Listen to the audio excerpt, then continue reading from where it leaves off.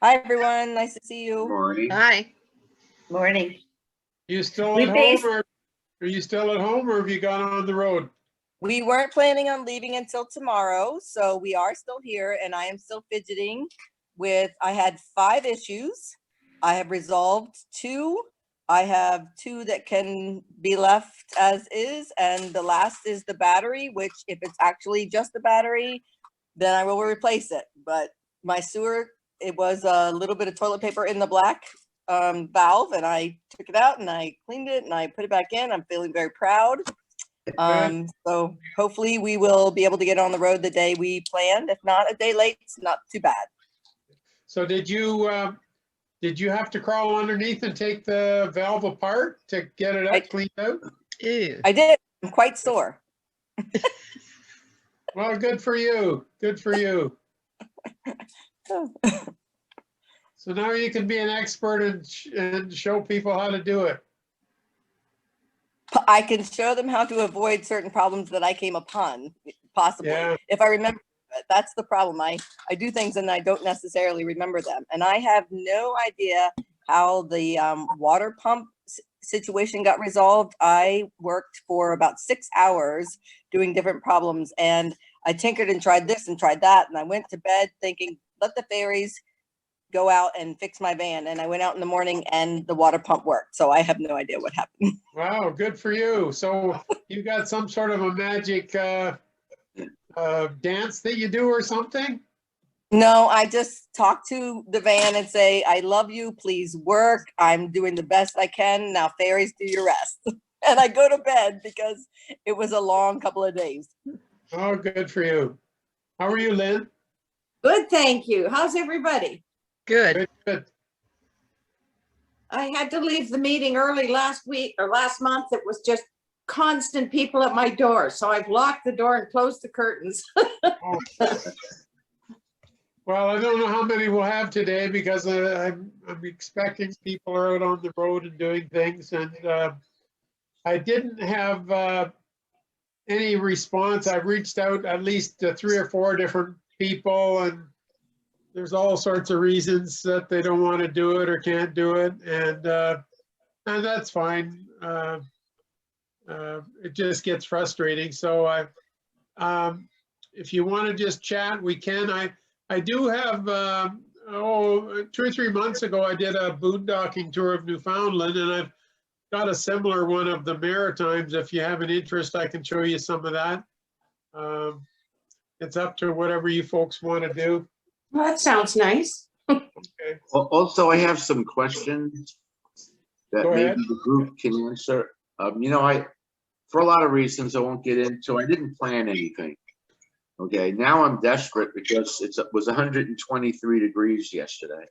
Oh, And I need to get out of Dodge. So I went looking online just to get some feeling what was available. Not having the generator, I'm less inclined to boondock.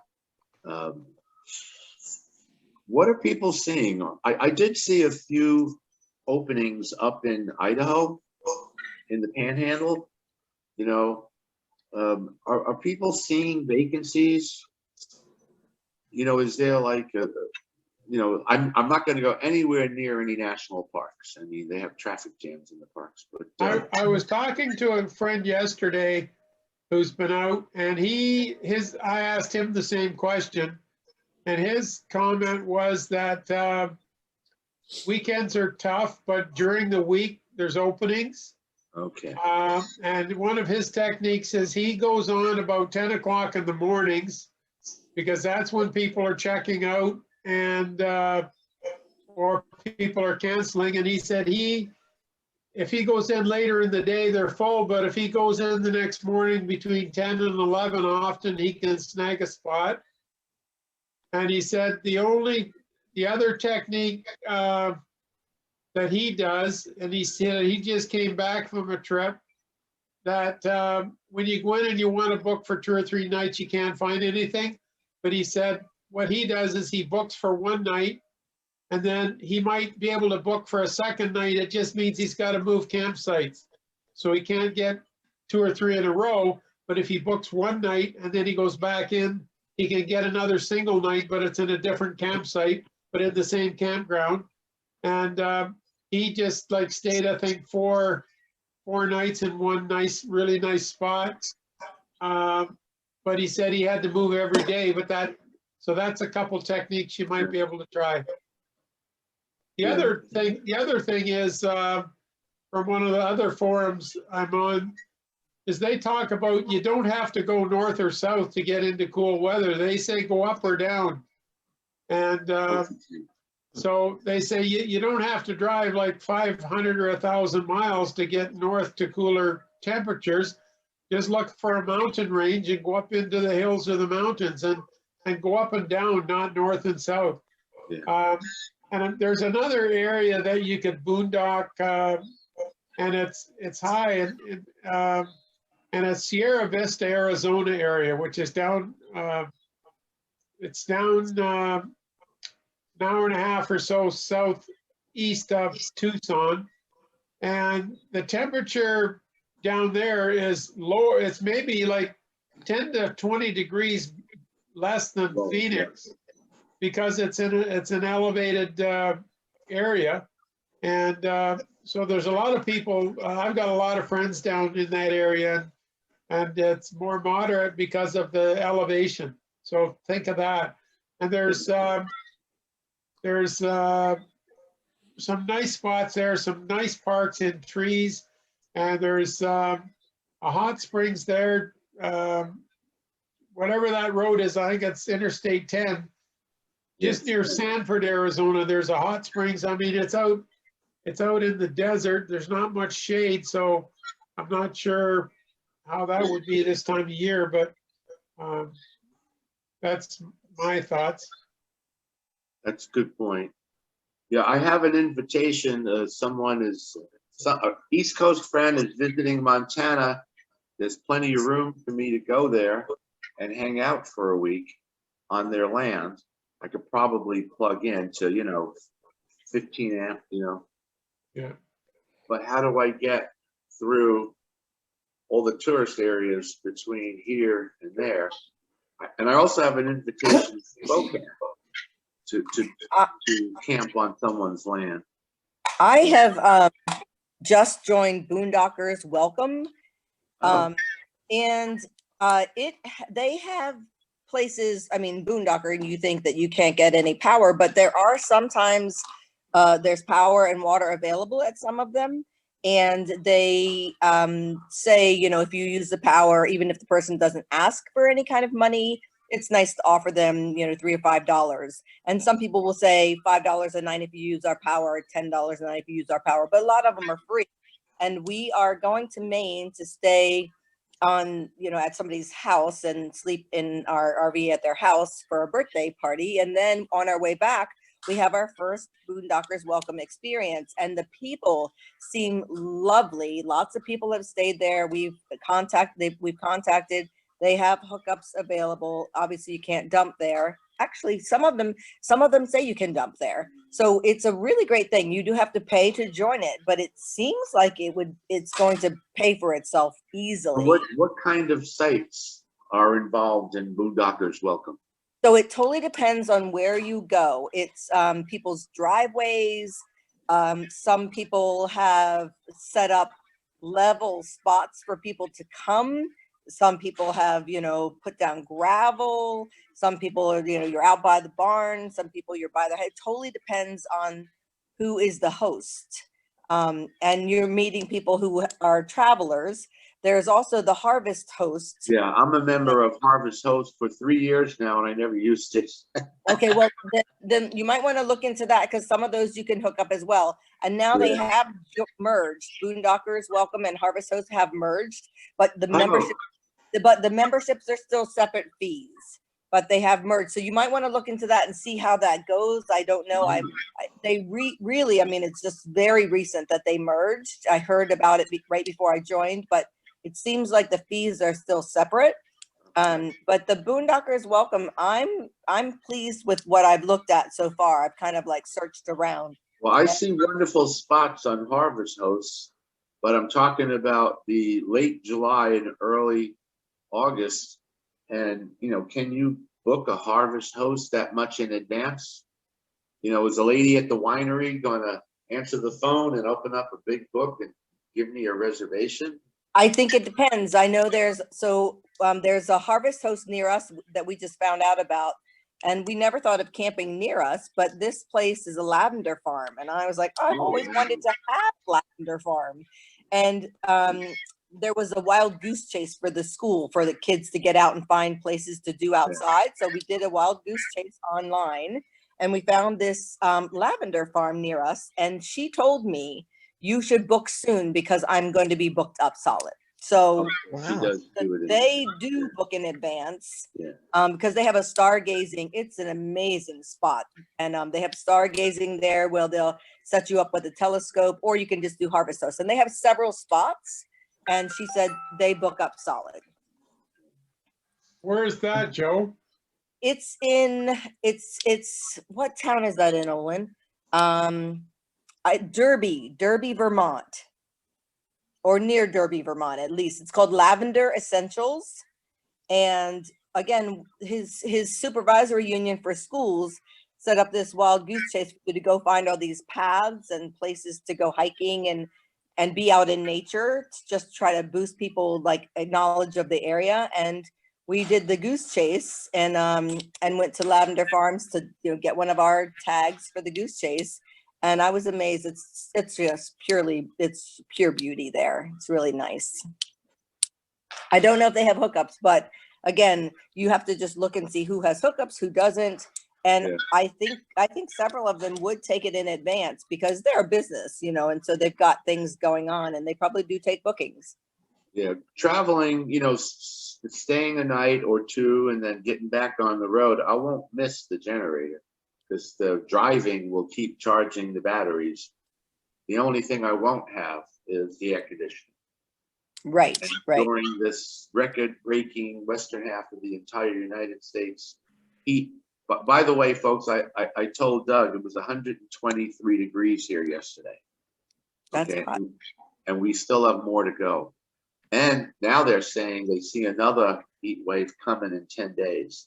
So it's even for us, this is not normal.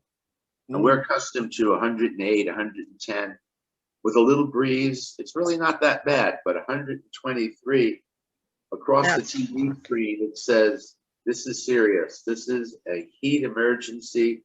Do not go out. Well, I can predict the next thing that's going to happen is you're going to start having brownouts on your electricity because everybody's being good. We're all being good. We have to keep it at 80, keep the AC at 80, and I just finished doing my dishwasher, 6 a.m., to avoid the busy time of day, so far so good. It was 123. Now today the forecast is for 119. It's funny to breathe a sigh of relief for 119, but it's going in the right direction. It gets down to 110. That's routine for us, but it was almost 100 when I got up this morning. So Mike, where are you again? Palm Springs. Okay. Palm Springs, Saudi Arabia. So it's not humid though. Oh, it's bone dry. It's dusty bone dry. Yeah. But still, trust me, you reach a point in pure temperature. I mean, my hair's short, and for the few minutes I didn't have a hat on, it felt like fire on my head. Yes, when I was a lot younger and traveling my VW van for 4 months on the road, we went to Moab, and it was, I think, 108, 112, something like that day. And we couldn't find places to rent bikes to us because it was so hot. And we were like, well, and then we finally found a place and we went biking, and you don't sweat because it's so dry, but you drink a lot. And it was fine to go biking in that degree weather. Yeah, I went swimming. The swimming pool was like a bathtub. You just walk right into the water, That's what everybody does here. If you own a pool, you're in the pool. You put your hat on, your dark glasses on, and you sit under the water. I do have a question about, so you were saying, you can run on your battery for a night. So, Sure. the other, right. Well, You can boondock guess- for 4 days. I might have in the past, but so one of my issues, the 5 issues I'm dealing with right now is battery. And I had plugged in and I thought it had charged well. And so I unplugged and I went to turn it off and on just to see, and I turned it off and I turned it on and it was really weird. And it was saying it was low, or actually it was saying low and it wouldn't even turn on. So some people said solenoid. So I said, well, let me charge it again. So I charged it fully and then I let it sit overnight last night and it just sat. Nothing is on that I know of. Nothing's going on. And I came back out this morning and it's down at the second bar, the second light. 2 lights have gone just from Which battery are we talking about? We're talking about the battery that belongs to the engine to start the motor? house battery. House battery, okay. Yes. So nothing was on. And so I'm thinking maybe it's just the battery. So my thoughts are I have to get a voltmeter and check the solenoid, someone said, and then I should probably check the battery. And I do have a battery charger, which I guess would then show me the charge on my battery. If I you go take your voltmeter and check the current at your battery with your voltmeter. Okay. And a well-charged battery should be 13.4 to 13.6 range. Okay. When it's fully charged. And when Okay. you get to about 12.5, then that's about 50%. But I think so you got two possibilities. One is the battery is no good. And it's very easy to go to any automotive store who will usually test those for you for free. And the problem with the voltage meter test is it's not 100%. It gives you a kind of a guideline, but it's not 100% sure way to test the quality of your battery, because you should get a load test. And any auto parts store will give you a free battery test, anticipating they'll sell you a battery if it's no good, of course. Joe, how old is the But battery? the other thing that it could easily be, and your first thing to check might even be if you've got a draw, if there's something on pulling current overnight that'll bring that battery down. And so you check that at your fuse panel, and you can check your voltage. When everything's turned off, if you check your voltage at every fuse to see if you're getting any draw when you shouldn't be. Or the other option is to, try one fuse at a time and see if it draws down. But usually it's quicker to test at your fuse box and where your fuses are and see if there's a draw across that line when everything is supposedly shut off, but it really isn't. Okay. Now, will it show me? I've never used a voltage meter before. Well, that's not true. I fixed my dryer using a voltage meter that I borrowed from somebody, and I went around and checked everything. Will it show me a draw? It should be, if I remember right, it should just do one thing if it's not doing anything, and then it'll show something else if it's drawing.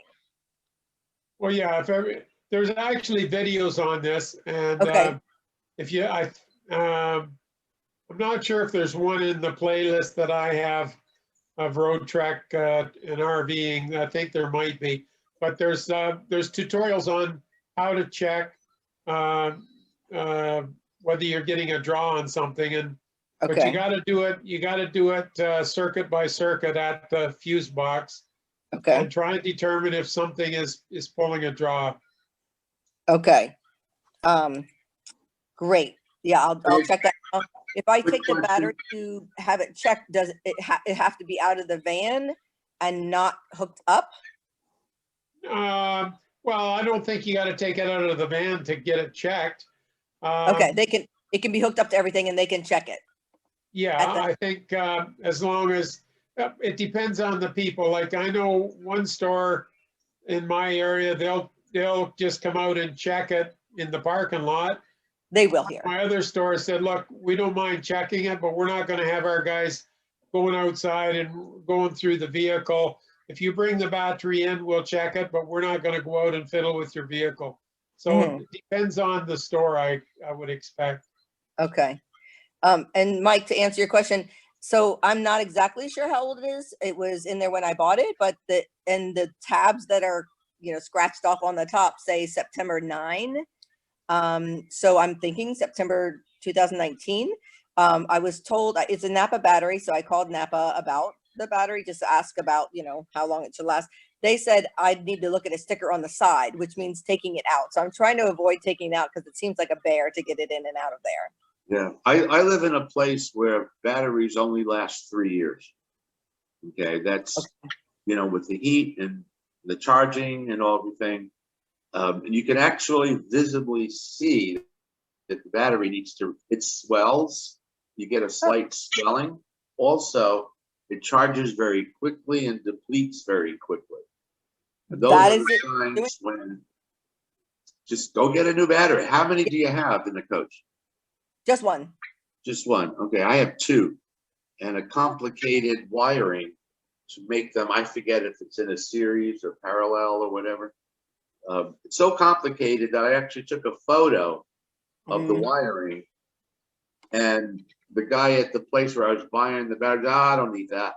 And then he put in the new batteries, and he said, "Let me see that picture again," because it was really confusing the way it was done. So I had him put the new batteries in, wired exactly the way it was before we touched it. So yeah, I think, Doug, am I wrong saying should just go get a new battery? Those batteries are about, I don't know, $170, something like that. You know, the easy thing for you to do is go and get the battery checked before you go to all the trouble of this other stuff I described.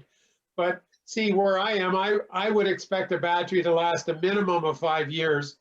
In fact, I buy batteries with a 5-year warranty. And so, I mean, to me, people get all wrapped up in how old are your tires? How old is your battery? In my mind, it's nothing to do with the age, it's to do with the condition. So like my tires are excellent after 5-7 years because I store my vehicle in a warehouse. So it's not subject to the sun beating on it. If you're setting your unit out in the sunshine and storing it outdoors, then your tires may only last 3 or 4 years. So when people quote dates and years, I don't go by that. I go by the condition of it, and it's the cracking in the sidewalls in your tires.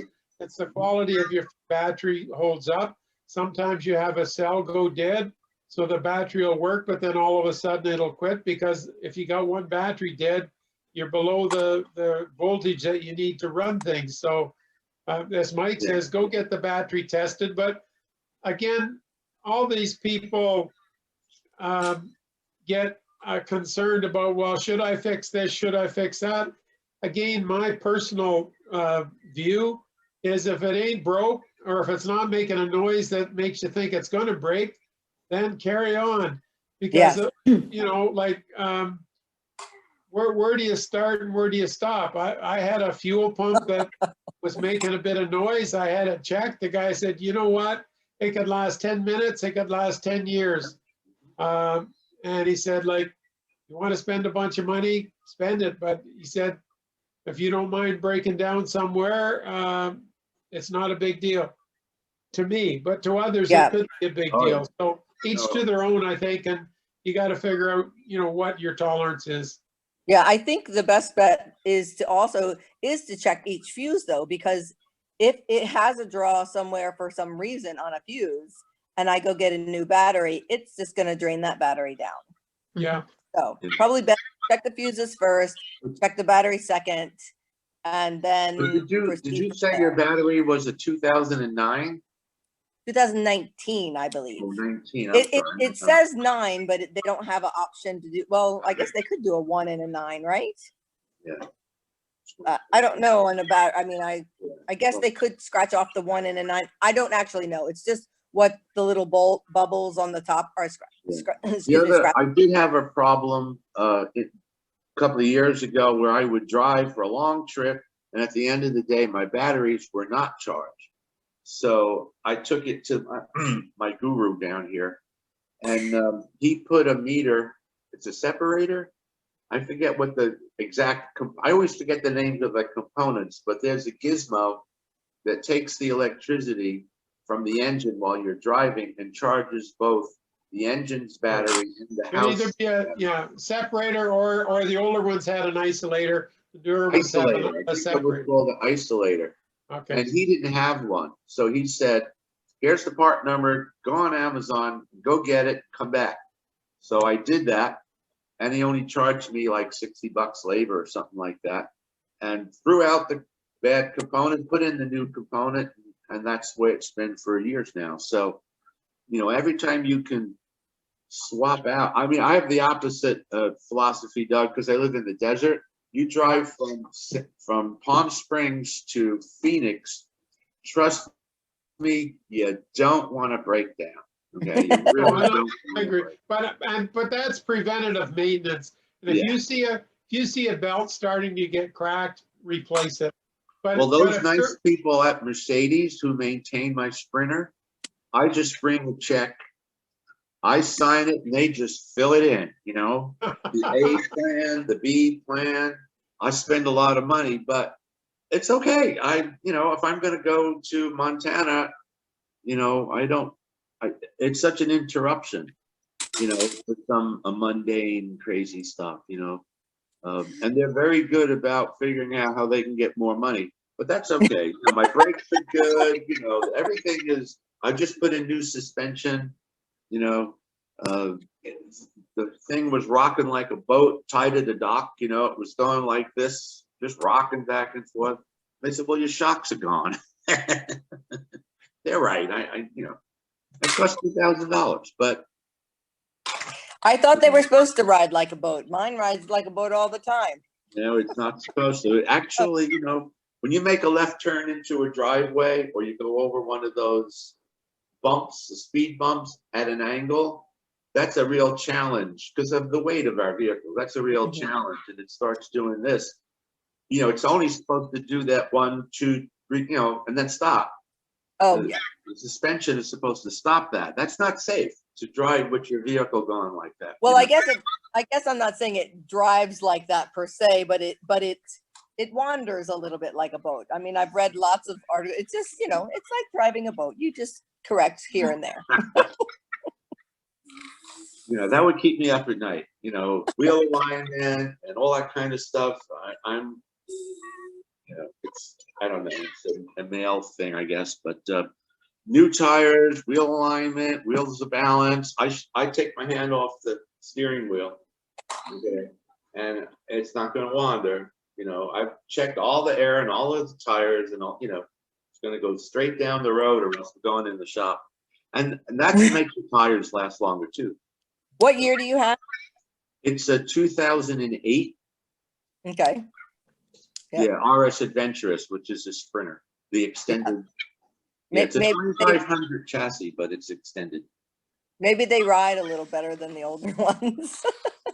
Yeah. Well, you know, they're vehicles and they need, see, I replaced parts. You know, like the water pump and things like that, I would never fuss with it. I carry a spare water pump just because my pump is so old. Mhm. It's the original pump. And I don't know when it goes if I'm going to find a replacement. So I've already bought the replacement and I put it in the storage so that I know I have that. I can do that myself. I can swap that out in the middle of nowhere. Well, after these last couple of days, that is something I've thought about. I'm like, what spare parts should I be bringing? I also used to drive around in a 1971 VW bus, camper bus, for 17 years, 14 years being my only vehicle. So I've taken engines out, put engines in, done all sorts of stuff. And so I'm not too afraid to try things. And I used to have to carry certain things traveling in the van, in the bus. So now I'm realizing like, well, it might be a good idea to have a spare water pump. It might be a good thing to have a spare this or that I need to change out. That because some of these things are old, I know they're old, but I don't want to replace it yet. What do they call the belt for the engine. What do they call that, Doug? Serpentine belt. Yeah, serpentine belt. Like for me, for a sprinter, I can't go down. If I'm going to go up to Alaska or someplace, I'm not going to be able to get that. So I was warned a long time ago I haven't done it yet, but if I do go to Alaska, those are the parts that I'll bring with me, and then I can get back on the road quickly. I mean, those things have to give up. They're not everlasting. They have to wear out, you know? Yeah, So- but you see, and I agree that sometimes, but then how, do you get an alternator? Do you get an isolator? Do you get a belt? Do you get a water pump? Do you get a rear end differential? Like it's a judgment call. And I think each of us, like I'm kind of mechanically inclined. I'm not a mechanic, but if something breaks on the road, that's not a big worry for me because I've got AAA, CAA. I mean, if I don't have a serpentine belt, I'll take a pair of my wife's pantyhose and wrap it around there to get by for 100 miles. MacGyver. Those are tricks of the trade that you learn from friends and colleagues. But I do think it's prudent, especially, and as you pointed out, Mike, that if you're in the desert, then the thinking is altered differently than where I am, where I'm never more than 5 or 10 miles from a garage in Eastern Canada where I live. Yeah, and if I'm going to head out to the West Coast, I'm going to think a little differently. But I've got, see, in my case, I'm very involved in Rotary, and I've got a directory of all the 34,000 Rotary clubs in the world. And if I get into trouble, I just look up in my directory the closest Rotary club who gives me the president and the secretary. I'll call them up and say, hey, I got a bit of a problem. Can you recommend someone to help me? And like within 15, 20 minutes, half an hour, I've got a connection to someone who lives in the community. So I think it all depends on where each of us comes from and what our tolerance level is for potential breakdowns or repairs. Looks like we have a new participants. Hi, Connie. Welcome. Oh, Mandy. Do you see Mindy? I see Mindy. Yeah. Hi. Hi, guys. Hey. Just say hi and tell us a bit about yourself, and then I think Emily had a question. Sure. Well, we just bought our. I think Emily has a question first. No, go. That's Do you okay. Go want me to go ahead. first, Doug? Yeah, Go ahead. Mindy. Go ahead, Mindy.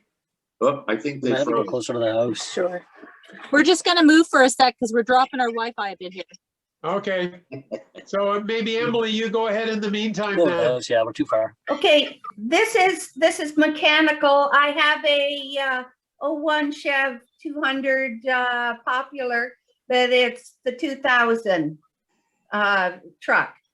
Now I'm having a stalling issue, and this has been going on for about 3 years now. The first time it stalled out like this, a young man said, "Hey, undo this and put it back together." It was the map sensor. Had that changed, had a super tune-up done with a heavy-duty coil. Truck mechanics look after it for me. And big tune-up done, and it still did it. Mm. So it was after the tune-up, then we changed the map sensor. And then it sat for COVID most of last summer. And then I went out on about, and though it's Canadian, the truck is actually in miles, so I'll talk miles here. About 350 miles on the one tank of gas, and I equal distance going and coming home. And as I pulled in the last half a mile from home, start stalling. Hmm. And got it down the street to where I had to move my car to get her up in the driveway, left it idling, it stalled. About a quarter of a tank of gas left. So I put her away for the winter and took it out this last week and did again about 300 miles. equal distance going and coming. I was down at Sandbanks and going and coming, and I get home, the last quarter of a mile, turn the corner, stalls out, but it starts instantly this time. Previously, unless you got out and reclipped the map sensor, it was not going to start. But now I just popped her into neutral and it went again. Hesitated a little bit and then went. No engine lights come on. And over the past 3 years, no codes would appear. Now, since last fall and this time it's stalled, I have not been back to the mechanic. One friend suggested that it could be the electronic distributor, but it overheats, and then cuts out. But my thoughts is I went that far going on my trip, and now it does it coming home. Each time it's been coming home. Maybe equal it distance. doesn't want to go home just as soon Well, as you do. I had that thought too. Maybe it still wants to stay out roaming around. And I don't I know how also many of us said, can- Lord, Did get you- me home safely from this trip. And twice it has. Yeah, I I missed- really don't know how we can diagnose a problem over the internet, or if any of us are mechanical. I certainly don't know. Go ahead, Lynn. I missed the first part. I'm just wondering, I have an 02 Chevy and I had a stalling problem, or if I over accelerated, it would start cutting out. And eventually I wound up putting in a new fuel pump. Well, and I was just gonna suggest that. I didn't catch the first part, but it could even be your fuel filter as well. I've done filters as well. I always carry a filter, but since I had the new Yeah. fuel pump and made sure the tank was clean, Yeah, then I wasn't as concerned about the filter. But I mean, believe me, I dealt with this. I had it in, I replaced points and wires and distributor and you name it. And I could not get rid of this problem until all of a sudden I'm in middle of nowhere, Van Horn, Texas. And it just died on me. So I kept starting it and hopped into a campground, which was very nice. And they recommended a shop right down on the highway. So I went down there and fortunately I did get this problem solved. And, but then eventually I wound up a year and a half later replacing that pump again because they put in the wrong pump. So, anyway, knock on wood, from then on, it's been wonderful. So. Does a fuel pump have any normal sound? No. Well, yes, as a matter of fact, because when the young fellow was replacing the fuel filter and he said, okay, start it, make sure that everything's tight. And he said, how long has your fuel pump sounded like that? Well, I couldn't even hear it, but this guy was good. So that was a good thing. But it was a Friday night. So I think that's why they got the fuel pump they did, but it wasn't apparently the right thing. So anyway, that would be something I would be thinking about, would be a fuel filter or fuel pump. Well, the fuel filters were changed with that big tune-up and it went very little distance after that. do you have the Dodge or the Chev? It's a She has a Chev. Chev. Do you have 350. any problem with it stalling out if you accelerate? No, And I don't mean just going it normally. was more but I mean, decelerating. I came up to the light, went to turn on the green, yeah, I've left had turn that. on the green and chug, and Yeah. stalled. Yeah, But and mine After never into stalled out neutral. right away. It was always after driving a few miles, and then it would just start. now happening. I did hear a sound from the fuel pump. I had her idling. Well, I went back to pick up my little leveler blocks after I moved it. And it was more of A not a whine. high pitch, but Yeah. like almost like a whine. Yeah, could a hear. whine. Yeah, that would be what it probably is. the problem is they have to drop the whole fuel tank. Well, that's it. Yeah, it's not a cheap job, but it's, you know, A You don't fuel wanna pump get doesn't show up though on your, does it show up on codes? no. No. No, but they can put a pressure gauge on your fuel line Yeah. to assess whether it's getting the proper pressure or not. But what happens in fuel pumps is, and let's not, we won't go on at length about this because the mechanic has to do this, but after a few hours, if a fuel pump is getting old and starting to fail, it can overheat or get hot, and then the mechanism inside swells, and that prevents the pump from pumping efficiently. And so it may work when you cool, but one of the things that you said, which doesn't lead me to think it's that problem, is that you said when it stalls, it starts right up again. Yes.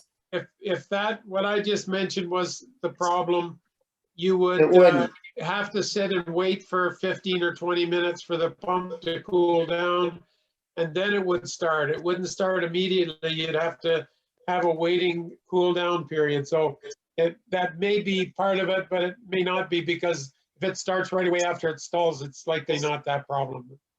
Anyway, let's go on to Mindy, and I'm not sure who that big guy there is, Mike. but Mike and Yeah. Mindy. Mike and Mindy. So share a little bit of where you folks are from, and tell us We're not about from your, Colorado. okay, tell us about your new purchase. Well, we're from Nova Scotia and just outside Halifax.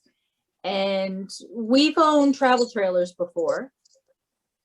Mike and I are both retired Canadian military and had our son, and we always did some traveling with travel trailers, not huge ones, just small, like 18, 19 foot. But we never really enjoyed it. We never really enjoyed towing. There was always a bit of anxiety and stuff with it. And I've been watching videos for about the last year, 2 years about this new camper van craze, and everybody wants to make a deluxe camper van. So I've been watching a lot of stuff about that. And then Mike kind of joined me on the bandwagon of doing something like that. And I started looking at the already, classic and vintage camper vans, because I'm like, why are these people trying to reinvent things that companies have put so much time and effort and technology in? And we had a price point. We didn't want to go over our price point, but as long as we got something that was sound, we could always do something to it. And we wanted to kind of update and stuff a little bit too, so we had no problem with that. And I was looking at the Rialtas a lot. I kind of thought they were cool looking, but we were really nervous about the fact that they're like a Euro van, and we felt a little bit uneasy if we had problems with it on getting people to work on them and stuff like that. And Mike knows a lot about the motor side and everything like that. And so he always wanted us to go with something, and I agree, that is going to be easy to get parts for, and people are going to be willing to work on it, and they're a little bit more common. So I've been looking at the pleasure ways too. I did look at those too. And we've had a really hard time trying to find a camper van. There's not very many that go for sale here, Class Bs. And especially with the COVID restrictions, we couldn't even go into New Brunswick. We did have some, we looked there, we couldn't even go into New Brunswick. Nova Scotia has been very strict with their border controls, which we appreciate, because we do have a very large older population in our province, and it's important that we try to protect those people. So we missed out on a couple purchases. Boy, you had to be right on them. And then this one came up, and I called that afternoon, and we were there 2 hours later. And that night we were there check in hand and took it home. And Mike drove it home, and I was like, This thing is a gem. At first I looked at it and I said, it's really good shape. So we bought it because we knew we wouldn't have a second shot at it. Yeah. But when I got it home, it's incredible. Like, it's immaculate. The engine's great, 127,000 kilometers on it, not miles. Well, maybe they are miles. I didn't look. I don't remember. I don't know. Maybe you Yeah. guys know. Are they in miles or kilometers? I have. I think Either. Canadian, we're in miles. I don't know, Canadian, we're in kilometers. US is in miles. Yeah, I know, but some of the vans, like if you look at any of the Euro vans, they were saying they were all in miles. So I didn't know for sure. But yeah, it would make sense because this was the 318, which I worked on as a kid all the time because everybody had old junkers that they were trying to keep running. So the 318's always been a wonderful Dodge engine. So And ours is a 96D 190B. she's all proud of that. Yeah. I'm like, Mike, there's codes you gotta know. This is what you own. I said, you gotta put that anytime you're on the Facebook page. It But confuses people. The fellow we bought it from, his back tire had blown on the passenger side and it took out some of that on, that cowling there. Yeah, I think it scared him, but when we got it, it was sort of a blessing for us because there's 4 brand new Oh, yeah. Goodyear Wranglers on it, brand new. There was a brand new On it. awning on it. Brand new batteries, brand new alternator. Oh, it's immaculate. Yeah, oh, we're the good, third so you're owners. gonna have a ball. And Oh, I can't wait. and being in Nova Scotia, you're in heaven when it comes to RVing and Yeah. boondocking. I mean, you can just drive down the road and pull right over on a lakeshore rest area and nobody bothers you. You can stay there as long as you want. I want to go to Texas. I go to Texas every winter, except last winter. I might see you there because that's where I used to Yeah. go in the winter time. Yeah. Come on down, Mike. Palm Springs, 123 degrees. Oh, They're I waiting love for you. Palm Springs. I was in the Navy, in the military when I first joined. I became a biomedical engineering guy later on in the Army, but I was naval weapons in the Navy and I did both the East and West coasts.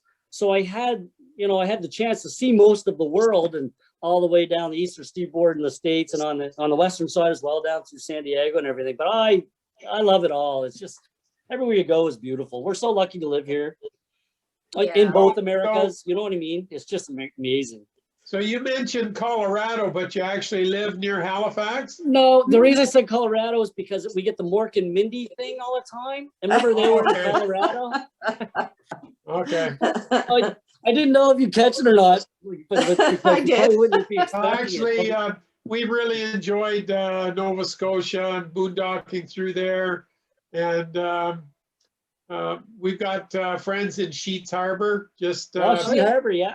yeah, just My east of family goes- Halifax. And Pick 2, we got friends there. And yeah, so we really enjoyed Nova Scotia and PEI. No, we're really looking forward to it because we knew we were really limited, like if we stayed with the travel trailer too, which we just didn't enjoy because you have to go to a campground then. You can't Like boondock. nobody Yeah. wants you on the side of the road with a travel trailer. Yeah. Whereas this gives us a lot more options as long as you're discreet and you're, respectful and everything like that. And it's just gonna feel a lot less work, I really think. I know we're gonna run into problems, but your site has been invaluable. I'm the one that reads stuff.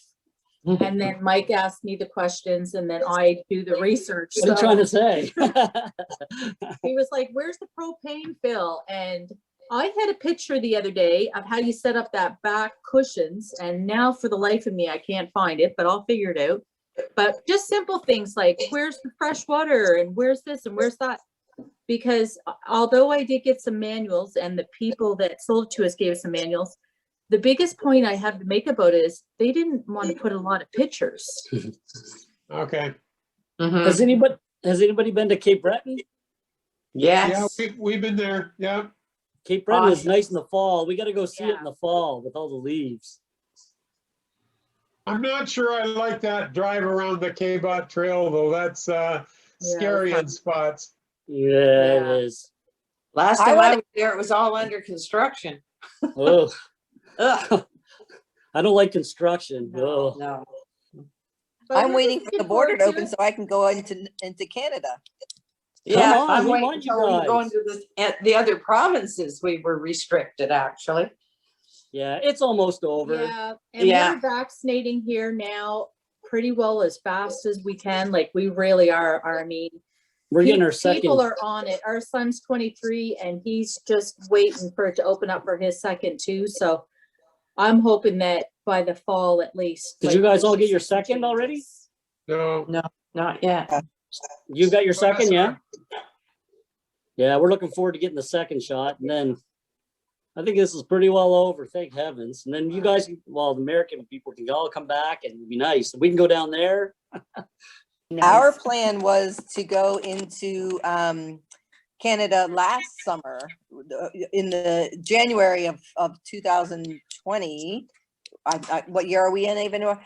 January 21. 2020. We had planned to go in June into Canada and go all around. We live in Vermont, so we're going to Oh, nice. go up, go Yeah. nice where go up where it's nice and cooler, and then travel down south. So then I'm like, all right, well maybe we'll do it next summer. So this summer, that was our plan. Do that first, and then go south, and then stay on the road for a year. But again, we just are chomping at the bit to be able to get up in there. Yeah, the border should open up here shortly.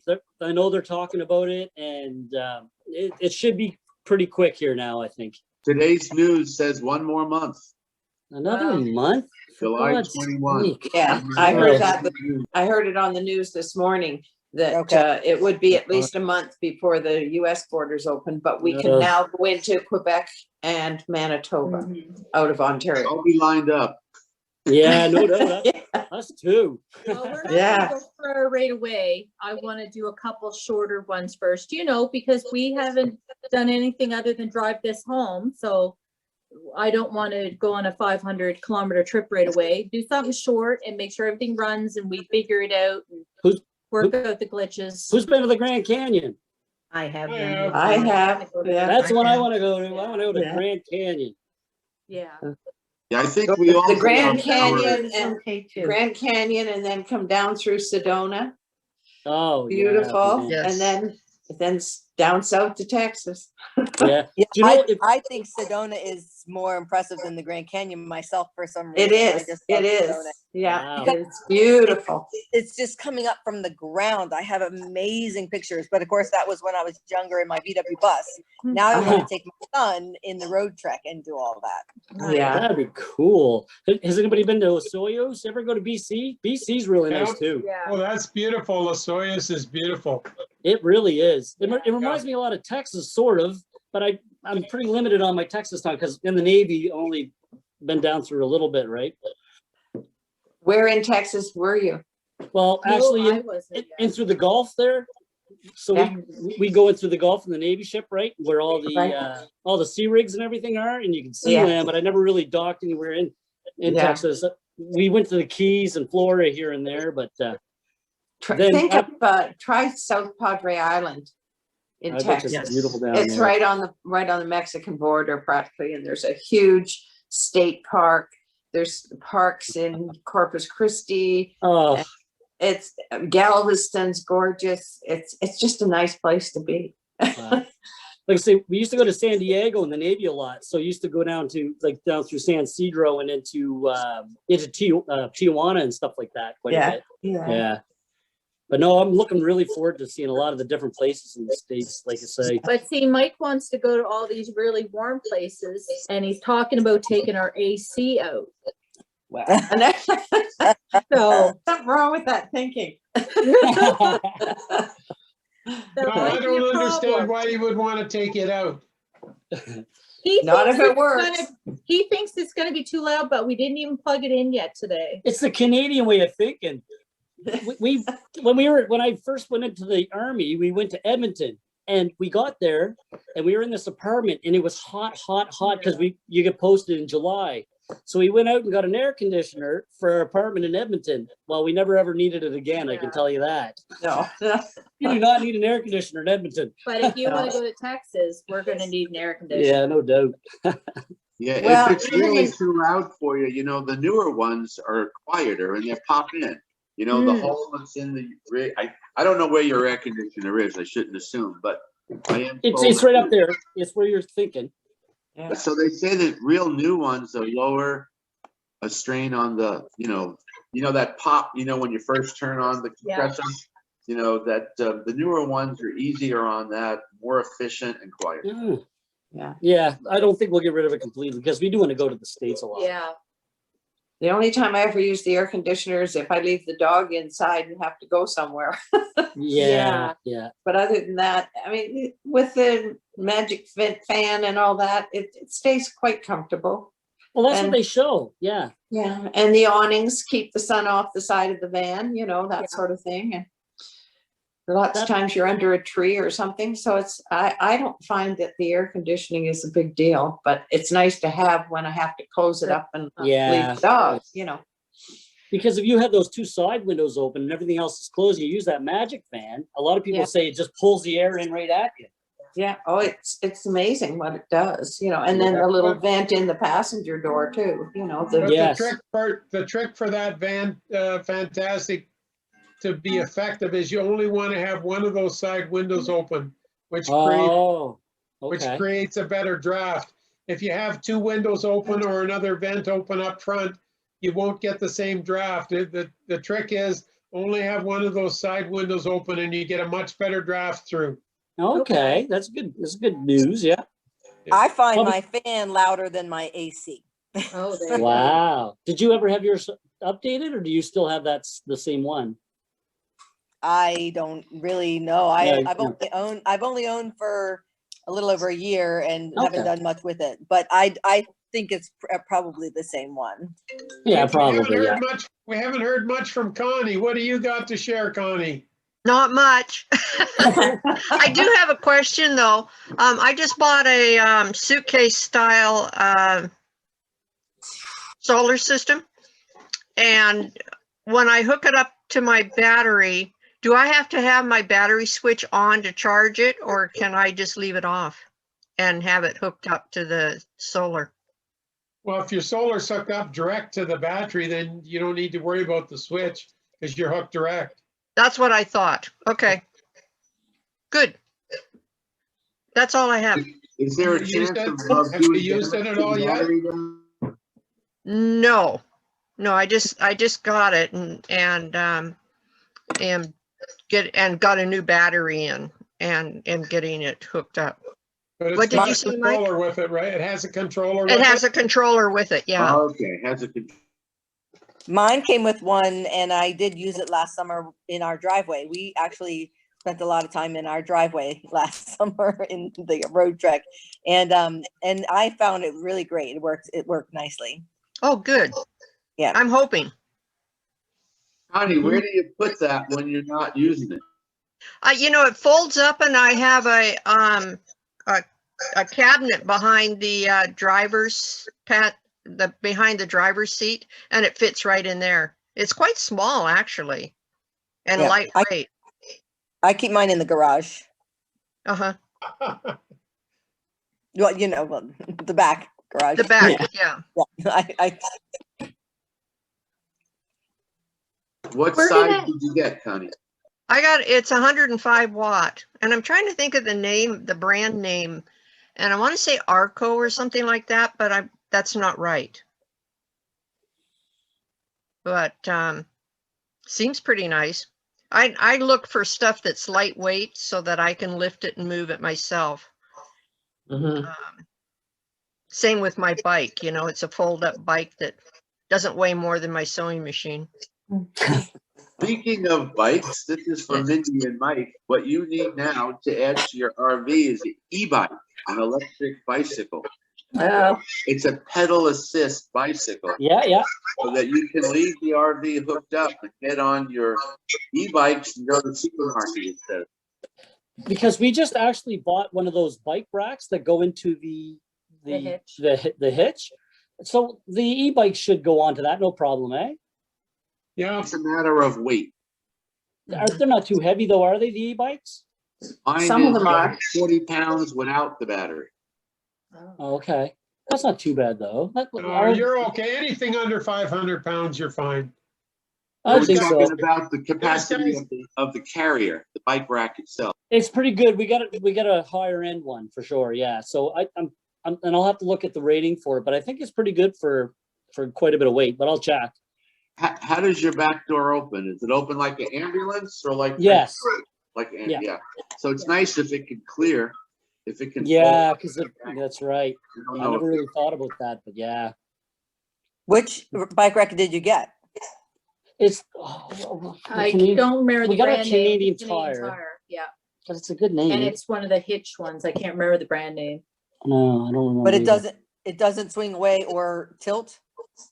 Yeah, it does tilt. Yes, it tilts and it does swing away. Yeah, so I just don't know if it's going to clear that back door because it's quite the swing, like you were saying. It's like an ambulance. So Yeah. I'll have to look. I never even thought about looking at that because that's going to be a pain to have to disconnect every time I go to open the back to get Even to if the you can garage. open it, even if you can open it partially and get your hand there to get something, Yeah, yeah. you don't Well, want to take the bike off just for that. I mean, I wondered if you had a swing away arm for the hitch itself. So I've been looking into this Mhm. extensively, and you can get the hitch that goes in can literally swing. Mine is a one full door.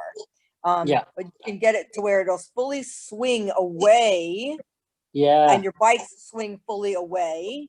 And that way you can open the door and do whatever you need. And then you swing the bikes back. So it's an extra arm on the hitch that fully Right. swings all the way out. Now I have a spare tire, so I have to kind of extend it out a little further to miss the spare tire. Us So I've as been well. looking into, yes. So, and that's the problem, like missing that spare tire. So I've been looking into different situations. Rocky Mount is a really expensive one, but it looks like it's really great because it has that swing away hitch. It actually doesn't just swing away perpendicular, it swing all the way out to 180 Oh, that's degrees. good. Yeah, Yeah, that's so- great. Good. Well, I want to say thanks again for inviting us to be on and stuff today. As usual, we're doing about 7 million things, so we're gonna have to go on to our next checklist item here, but We'll watch for you guys the next time for sure. yeah, Okay, well, it's good to have you on and good luck. Thank you, guys. thank you very Okay. much. Enjoy. Don't forget to share your journey online. Yeah, no problem. And the poodles. Bye. Okay, folks, well, it's been great visiting here. We covered a lot of interesting topics, and we will look forward to seeing you down the road. thank you. Take Thanks, care. everybody. Okay, bye-bye. Thanks, Doug. My pleasure.